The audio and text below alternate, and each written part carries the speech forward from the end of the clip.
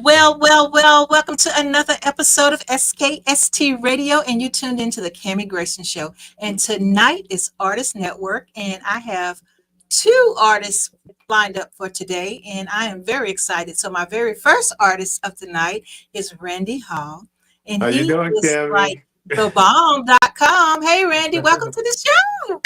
Thanks for having me, Cammy. It's a blessing. Thank you so much. And I love that intro, by the way. That was Oh, well, incredible. thank Yeah, you. very nice. Very nice. So, Randy, tell people who you are and what you do. Well, I'm a musician. I'm a singer. I'm a writer. I'm a producer. I wear many hats in the music business. And that's basically what I do. Oh, okay. Well, I like Yeah. the hat you have on. Oh, thank you. Thank you. Okay, so how did you get started?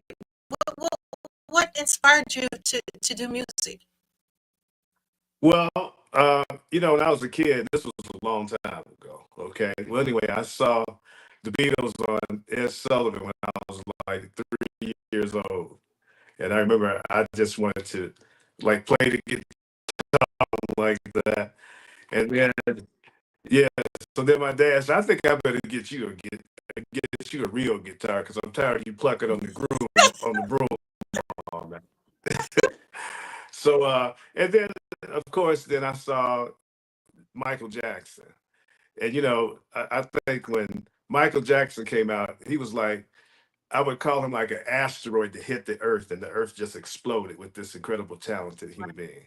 And all the kids wanted to be like the Oh Jacksons, yeah, And I remember even the white kids wanted to be like the Jacksons because they came up with the Osmond family. yeah, Remember yeah. I remember that? that. Uh-huh. So, and then so I mean, I studied guitar. And then I started playing in school talent shows, and I was getting a lot of attention. And I remember I used to see a show. It was called The Monkeys, and they would walk down the street and run down the street because the girls was chasing them. Yep, I And remember that. yeah, so I got the talent show, and I started playing the guitar, and all of a sudden I was getting this attention, and it was just I mean I just fell in love with it then, and then I started hearing melodies in my head, and I said I want to start writing music. So I was writing music at a really early age, and I got really good on the guitar. So by the time I was 15, I had a band. And we were playing talent shows, and then I started playing in lounges at 15 years old. I should have been Oh in the wow, lounge. you shouldn't have been in there. No, I should have been in the lounge, but everybody else in the group was old enough to be in the lounge. I was like the kid, the little kid there. Right. And but I was playing in the lounges. Uh when I was 15 years old, I remember I played at a place called the Skyway Lounge in Chicago because I'm from Chicago, Illinois. Okay. And that was a real thrill for me. And as time went on, I had a band, a guy named Vince Wilbur Jr. His uncle was the incredible Miles Davis. Okay. Wow. And so, yeah, so uh Miles' sister, Vince's mother, would take the phone, and in those days we didn't have no cell phone, Right. and we were in the basement playing. But she had one of these phones that had like a cord that had to be 100 feet long. Stretched.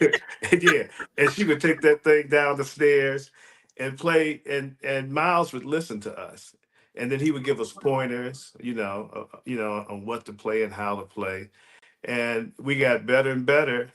And then one day we got a call from Miles that he wanted us to come to New York and come to Sony Records and record an album. So we go to New York, and we're in Miles's basement rehearsing. And Miles said, I think I want y'all to be on my record. Oh wow. So yeah, so we ended up being on his record, and we did his comeback album. He had retired from music, and he Hmm. came back with this record. It was called The Man with the Horn. And we did the record, and at that time, like the jazz world went crazy because this was Miles Davis coming back, and the album came out, and on one song I sang, and he had never had like a vocalist on his Oh, okay. music. And also too, it was an R&B record, so it was the first time he was on the R&B charts, and he was on R&B radio. He was always on jazz radio. Mhm. And the record exploded. Next thing I know, I was meeting everybody from Santana. I mean, just all the musicians, Roberta Flack. I mean, they all became friends of mine. And then from there, that's where I met all the other great jazz musicians that I worked, wrote songs for, like Ramsey Lewis, Dave Koz. Well, he Wow. would be more current. Dave Koz. We Mhm. was other jazz musicians. Diana Ross, I met through being with Miles. So just, Yeah. so it was a lot. Yeah, yeah. So and from then I got my own, I met the management company. The management company was Cavallo Ruffalo and Fagnoli, and they managed Prince, and Okay. they managed the Time, and they managed Sheila E. and Earth, Wind and Fire. And the managers, they saw that my record was doing great. And they was like, who is this young guy? He's on the Miles Davis record and he's getting all this promotion. And who is he? And they got in contact with me and they said they would like to manage me and so I could do my own record. And so I said, hey, I mean, if you Prince's manager, you can't be that bad. You must be pretty Right. good. And so they managed me, and they thought that the guy that would be excellent to produce my record, my first record, and I guess for me to join up with and kind of learn the ropes was Ray Parker Jr. Right. And so that's how Ray Parker Jr. and I hooked up together. He was like my Wow. mentor. He was like my mentor, yeah. And it was Oh, cool. I used I was in to love me some Ray Hollywood all Parker the Jr. time. It was great. Huh? Excuse me? That's I used to love me some Ray Parker Jr. Oh yeah, yeah, yeah. That was I'm the sure. I'm big. sure he would like to hear that. Yeah. Ray's a really. He's a great guy. Still a great guy. He's Oh still doing wow. it. Still touring. Yeah. And from then so in between time, I joined the group uh, called Pleasure. You ever heard the group Pleasure? We had a No. song called Glide that was a big hit on RCA Records. But I knew I was leaving because I was doing my own record. But I was Right. kind of like filling in. And then I did my own record and it took off at my single. I've been watching you, Jamie's Girl, the video, everything took off. And from then on, it's just been one thing after another musically that I've done. I mean, yeah, I've done so much. I've worked on records with Diana Ross, Roberta Flack. That's back then. And then coming up, I even uh I worked the Death Row Records for a little while. Dang, you've been everywhere. Yeah. It's so many artists and so many things that I've done.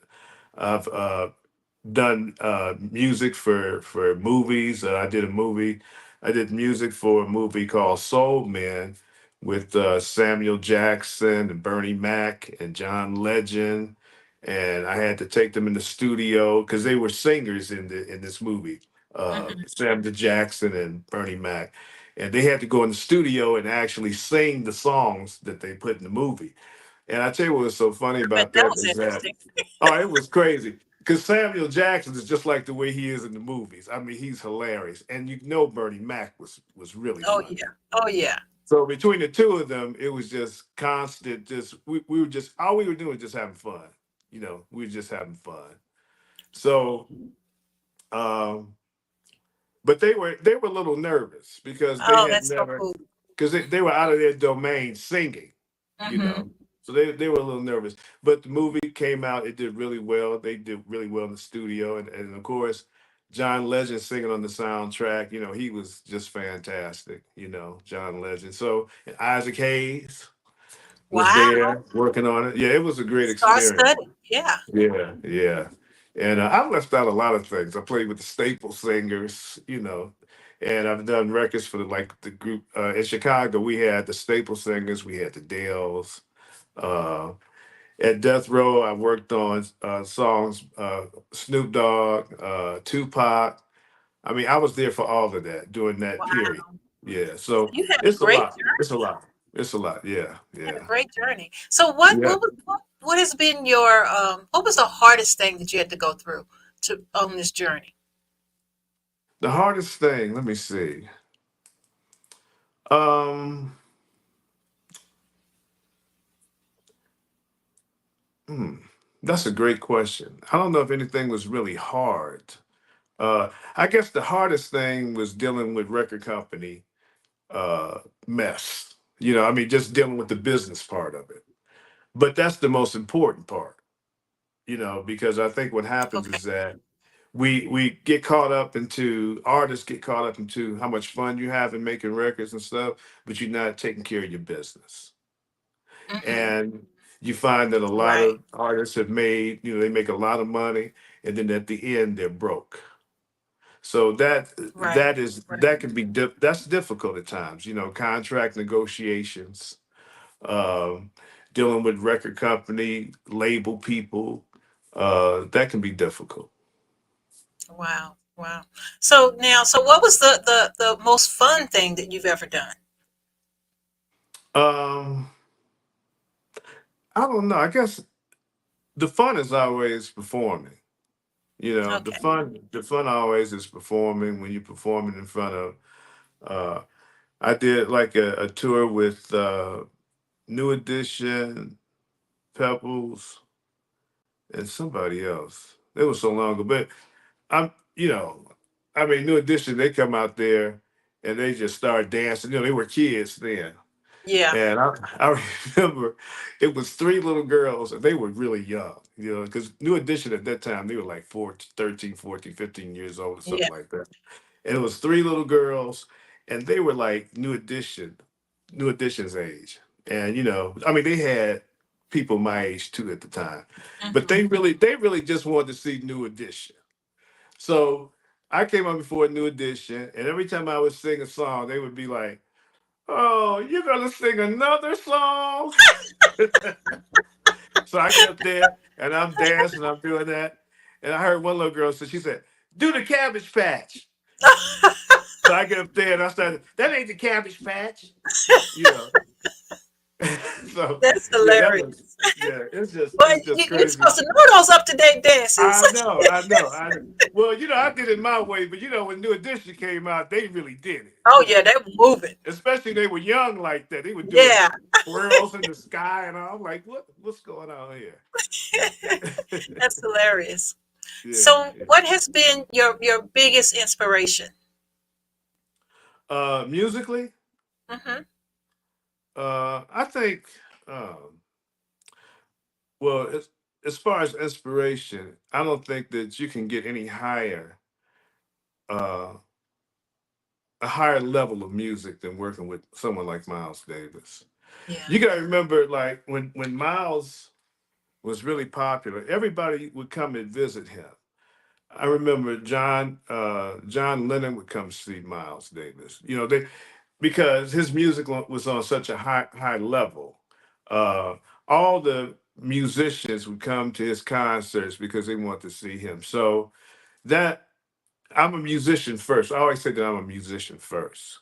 And you know, I've studied jazz. I went to the Berklee College of Music, and I played jazz and rock and roll and R&B and funk. I think I've covered just about everything classical music.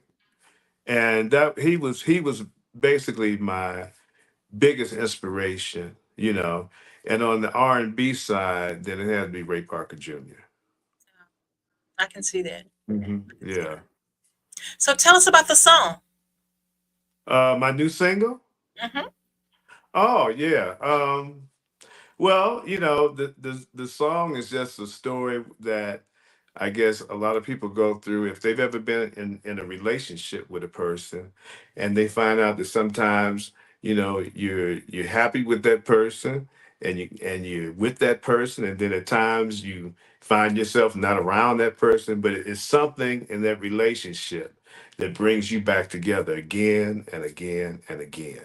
Yeah. And that's what this song is. It's just saying, you know, like sometimes I know we bicker, we go through changes, but it's something about us that we just have to come back again and again and again. You know, it's hard to recreate magic, and with Right. some people, you just have that magic. So you just come back together. You get upset, you leave each other, but next thing you know, you're coming back again and again and again. So that's what that song's about. I love it. Well, we have the song. Do we have permission to play it? Yes, yes, you do. I hope you Well, do play it. let's let the world hear what we got. Thank you. Thank you.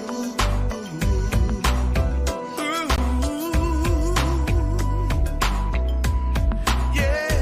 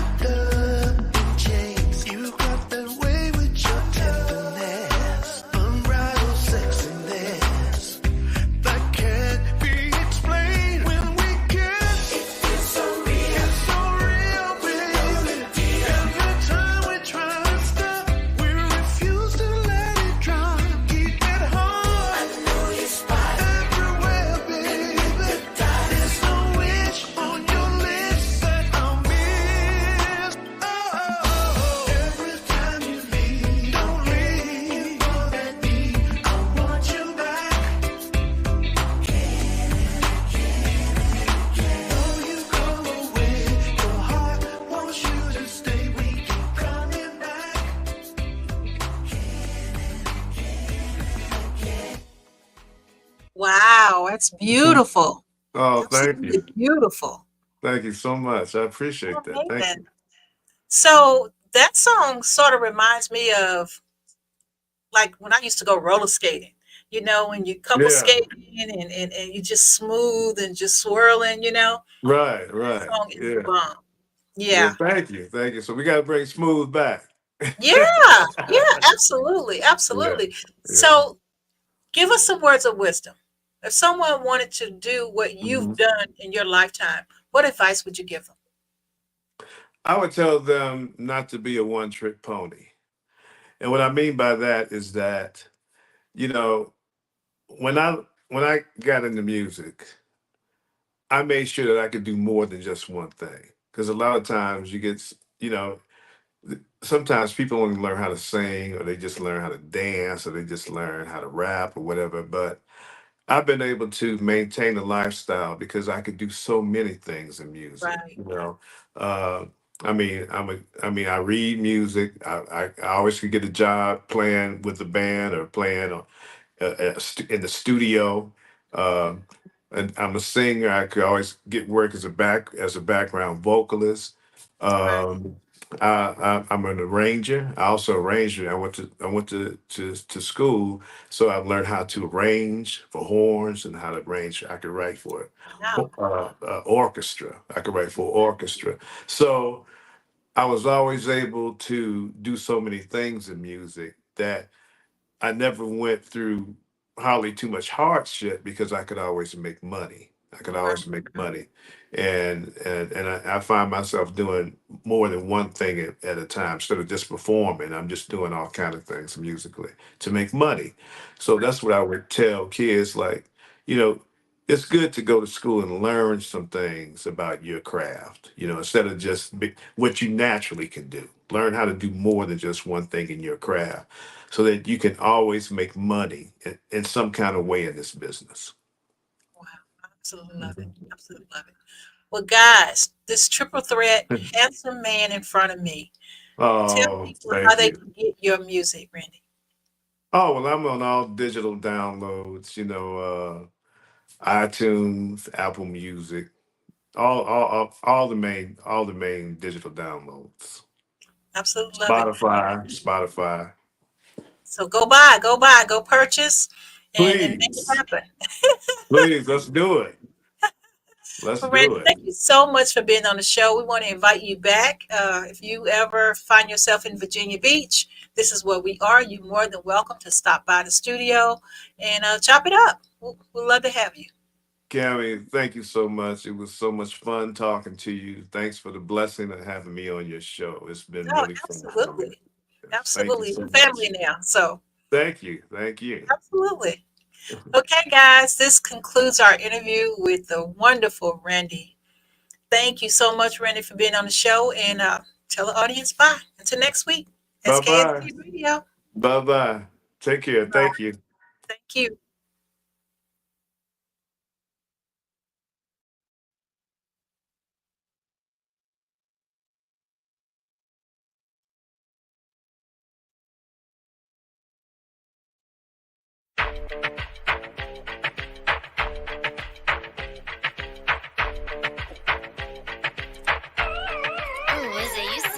Tell me when I hopped about the backstage.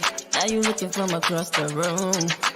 Looking too long, you better ask me. But you just seem you don't know what to do. Oh baby, can you handle it? Oh baby, can you handle it? Oh baby, can you handle it? Handle it. A piece of something off a play. You throw up on me and me throw it back the same way. You think about it all the next day. So you ain't give no fuck about nothing where your ex say. Me ting have grip, me ting real tight, the ting real wet. Me can fuck all night. The cocky will stiff, me ride like bike. The thing not bite, the body set right. If you're looking for action, I can give you satisfaction. Don't think you couldn't imagine waking up like that. What happened? What happened? Big girl, take the All right.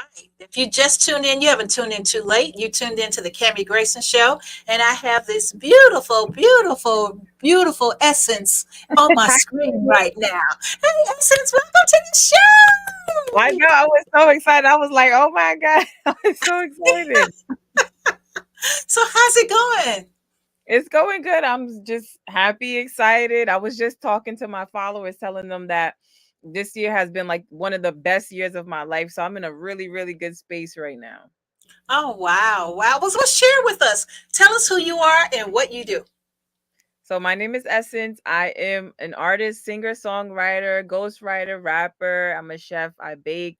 I do catering. I'm also a tennis player. I have a tennis league, I saw and I that. am a HR professional and IT professional. That's what I do for my regular 9 to 5 job. Oh, wow. Yeah, I saw that on LinkedIn. I'm like, is this her? Yes, This it is was. her. Yeah, yeah. I got my LinkedIn profile popping too. I know that's right, girl. I know that's right. So, how did you get started? You got all these different talents, and he was just talking about talents on the other show. And so now here you are, I guess quadruple threat. Right. There you go. So, start off with the beginning. What got you started in music? Well, my parents, they both they are and were artists. So I grew up in a musical household. Like everybody in my family has a musical talent. So I pretty much just grew up around music. My mom sings, my dad sings. My mom said back in the day she was a rapper. So it's just like a musical talent from both parents. So that's the kind of environment that I grew up in. And I knew at a young age I wanted to do music. I remember being like maybe like 8 years old, and I would like sing like Monica and Brandy, whatever was out. And I knew that I could sing exactly like how they sung. I knew that I had a good voice. I was in gospel choir in elementary school, and then I really started to pursue music in like 2011. My friends, my family, they was like, "No, you should try to do it, for real as a career." And I've been doing it ever since. So that's kind of how I got started. Oh, wow. Oh, wow. So now tell me, I want to learn a little bit about this tennis league. So I Oh saw you yes, the girls girl. in the cute little skirts and everything. So how did you get Yes. this tennis league thing going? So me and my best friend and my sister, we have an organization. It's called the Metro Sister Circle. So Mhm. me and my best friend and my sister, we were like, okay, let's have some fun this summer, but let's do something different. Like I'm a party girl. I've been partying for years. Everybody knows I'm a party girl, but I like to stay healthy as well and active. So we started to go play tennis, and my best friend, she put the video on TikTok and it went viral. So then we had to create like a whole organization because so much girls was like, oh my God, I want to play. I want to play. And we started to recognize that in the tennis, in the tennis world, minorities, black people are not really represented, right? It's more like maybe a traditional, like you'll see other groups playing it way more, and there's not a lot of resources. So we opened up our schedules, and we started to do it every single Sunday, and we wound up becoming really well, really recognized in a short period of time. We Wow. partnered with the USTA, the United States Tennis Association. We partnered with them a lot. We've done a lot with it so far. And yeah, we go out there, we're beginners. We have coaches that come and volunteer. We've also become really good at it. So we've been playing. Our last meet is going to be November 2nd. If anybody wants to join, it's going to be in Manhattan. That's going to be our last meet for the season, and then we're going to close out. All right. This is so exciting. And so Yeah, then you got that going on, and then you have but that's all like the kids. Are the kids a part of that group, or is it we have just something kids. separate for the kids? Yeah, we have kids that can come. We have rackets for kids. People can bring their kids.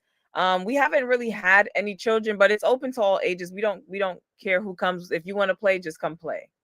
Oh, I love it. Absolutely love it. So now let's talk about this song you have here. Tell Oh, us a little bit handle about it. that. So handle it. I remember my engineer, he's like, see if you could write something to this. And I said, okay. And I think because I have that Caribbean background, it was kind of easy for me to write to it because it's out, it has some sampling in there from some old school reggae hits. And I think I wrote it so fast that I didn't think anything of it. And I recorded that song maybe like a couple years ago, and I put it out because people are like, this song is hot. You need to put this out. So I put it out. And then next thing I know, I got this huge, response from people. They're like, wait, this song is hot. You need to put it out. I had an interview with the Fleet DJs, and they started to push it and promote it. And I think that's how it's starting to circulate, and more people are hearing about it. Oh, nice, nice. Well, we have the song. Do we have permission to play it? Of course. All right. I know DJ Too Nice is in there rocking. Like, I was jamming earlier. Saw me when I hopped about the backseat. Now you looking from across the room. Taking too long, you better ask me. But you just seem you don't know what to do. Oh, baby, can you handle it? Oh, baby, can you handle it? Oh, baby, can you handle it? Handle it. A piece of something off a play. You throw it on me and me throw it back the same way. Hey, you think about it all the next day. So you ain't gonna fuck with nothing where your ex said. My ting have grip, the ting real tight, the ting real wet. Me can fuck all night. The cocky real stiff, you ride like bike. The ting not bite, the body set right. If you're looking for action, I can give you satisfaction. Don't think you could in imagine. Waking up like that, what happened? What happened? Big girl, take the ting and no pride. Bad man, no sick, y'all no gunshot. Hand from my waist and hand from my side. Hold on, take the cut me gun. Hot girl on the place on the dance floor. Road boy pass a block on the dance floor. Hot girl on the place on the dance floor. Road boy pass a block on the dance floor. Baby, oh baby, can you handle it? Oh baby, can you handle it? Oh baby, can you handle it? Handle it, baby. Oh baby, can you handle it? Oh baby, can you handle it? Oh baby, can you handle it? Handle it. Put up your hand. Holding him out with the wicked Islam. Bad man fi back up, we mash up them plan. So the things they cut with just how we time. Come through, they gotta shut the whole block down. Made it from the bottom, but I'm on the top now. Bubbling the up and doubling the Moscow. It's hot, but I'm cool, ice in my bust down. I'm in my boom boom shorts on my ass out. Put it on this nigga, ooh, I think he passed out. Talking all that shit, I peep is really all clout. Now everybody wanna see what it's all about. See me a real bad gal from the barn. Shut the place one more time, then me gone. See me a real bad girl from the barn. Shut the place one more time, then me gone. Baby, oh baby, can you handle it? Oh baby, can you handle it? Oh baby, can you handle it? Handle it, baby. Oh baby, can you handle it? Oh baby, can you handle it? Oh baby, can you handle it? Handle it. Man, I love it, girl. Makes me want to boogie. Yeah, you want to just go to the Jamaican spot, eat a beef Yeah, patty. exactly. So when you wrote this, did you have? Well, I heard you say earlier that you like to party, right? So Yes. was that the goal to get everyone up out their chairs, their butts Yes. up, and move and boogie? Yes, get everybody to feel like, all right, let's go party. Let's go to let's go to the Jamaican spot. Or if you're in the backyard, you're gonna start turning up with your aunties and everybody's gonna be dancing and popping it and dropping it. I love it. Okay, so tell us a little bit about you now. So we know you're a good writer. You have your sister, and you and your sister are really close. Your best friend. You got all this going on, but tell us about you. What do you like doing? I think I actually love to cook. Like that's one thing I always cook and I post it on my story. So people have, asked me like, why don't you make a cookbook or why don't you open a restaurant? And I'm like, I would love to. That's a dream of mine, but it's a lot, it's a lot of work. And it's like I gotta kind of find that balance between being an artist and being a chef because I used to sell plates and all of that. And I used to make a lot of money selling food, selling baked goods. I make cakes from scratch, things like that. And I totally enjoy it. It's like my happy place. I love to feed people. I think because I grew up in a big household, it's my mom and my dad, they had 6 kids and you always eating and have food. And my family, they would feed the kids in the neighborhood. So I kind of grew up in that environment. So I Yeah. always cook a lot of food. I love just having food. And if somebody's hungry, they can come over. Hey, I got this. I baked the cake. You want some? I'm always baking and shaking. So that's something that I know. I love to cook. Like I love to cook. I love to bake. It just makes me so happy. It's my happy place in that kitchen. That's your happy spot. Yeah, Mhm. you know what? Isn't it good to have a happy spot? Yes. Something that you can just kind of break away from the world and the chaos, and especially what's going on right now. And Yes. so to have your happy spot, I think that's a great place to be sometimes. So now with all the music industry going crazy and all this, do you feel you're still going to fit into it, or what do you think? I think I'll definitely be able to fit into it because I think that I have a different posture from most of the artists that's in the industry. And I think that because I'm a little bit older, I I have a different like standard, and there's certain things that I've already like you basically you watching people make mistakes, so you know what to do and what not to do. I'm too old to be making, rookie mistakes, if you will. So Mhm. I think I would fit right in. I think my music is different from anything that's going on in the industry because I rap and because I sing.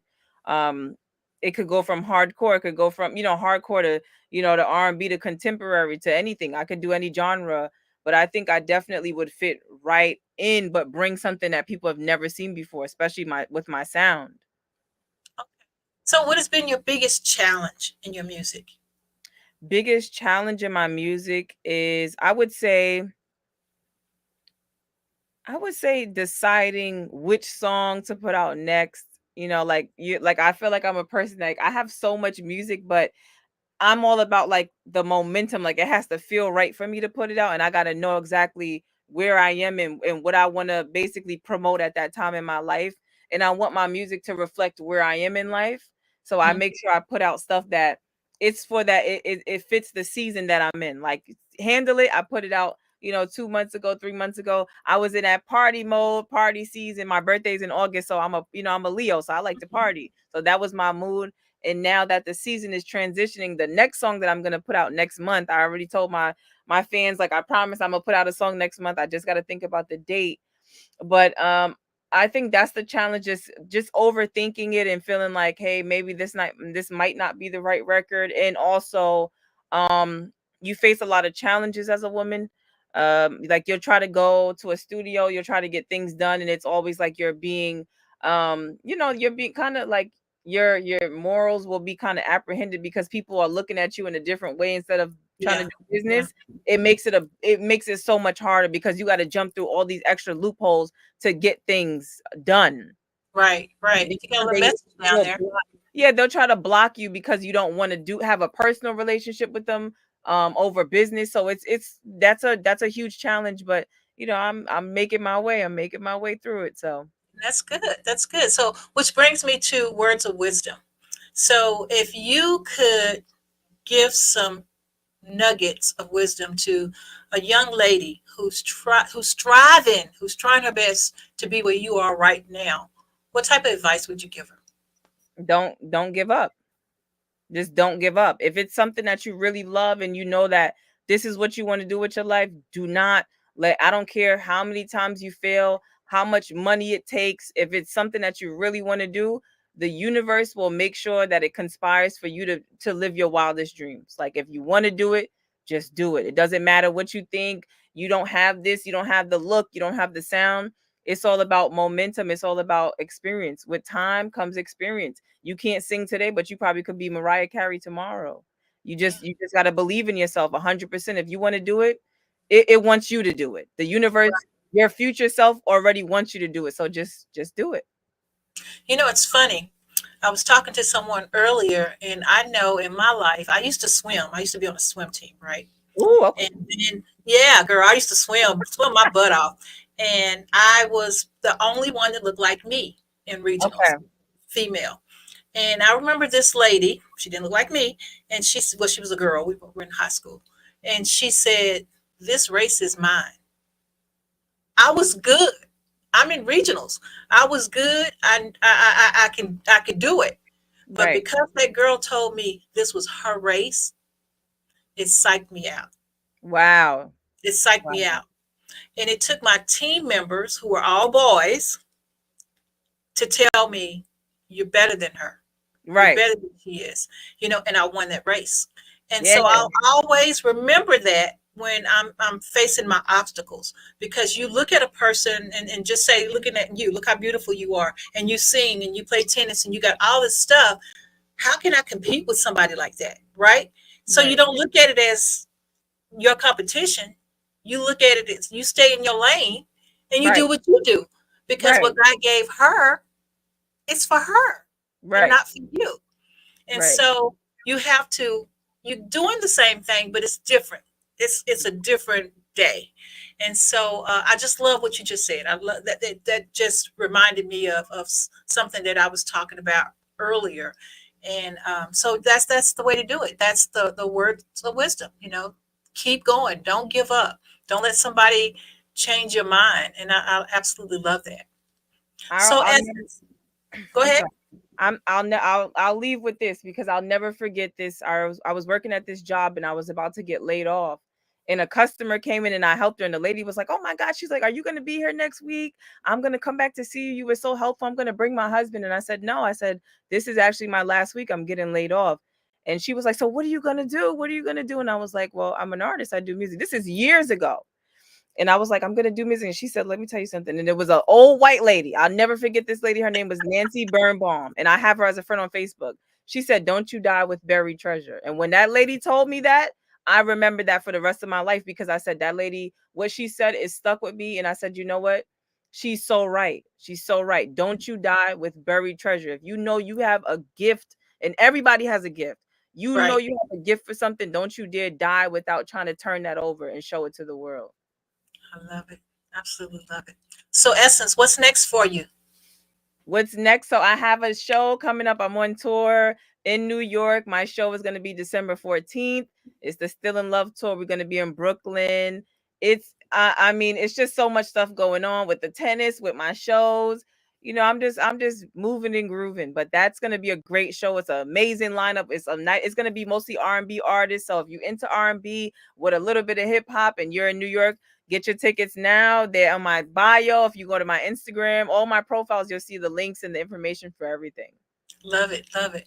Well, if you're in Texas, in that area, December 6th through the 9th, I believe, the Texas Fleet has They a invited me. conference. So yeah, I will be there conducting interviews, and Okay. would love if you in that area, come on down. Yeah, they invited me. They was like, "We want you to come." And I was like, "I gotta see if I could get the time off. I want to come because they definitely invited me." They was like, "You better be there." Because I went to the one that was in Orlando in July. So they were like, "We want you to come to the Texas one." I was like, "I'm gonna try to make it. I'm definitely gonna try to make it. And if I come, I'm definitely pulling up on you." Sounds good. I would love to meet you in person. Well, thank you so much for being on the show. If you're in Virginia, this is where the studio is. We would love to Okay. have you. You're part of the family now. So just keep doing what you do, and we'll stay in contact. How about that? Yes, stay in contact with me. Thank you so much for having me. I'm just honored. I'm humbled. Well, thank you so much. Okay, guys, until next week, SKST Radio. Tell them bye, Okay. Essence. Bye, guys.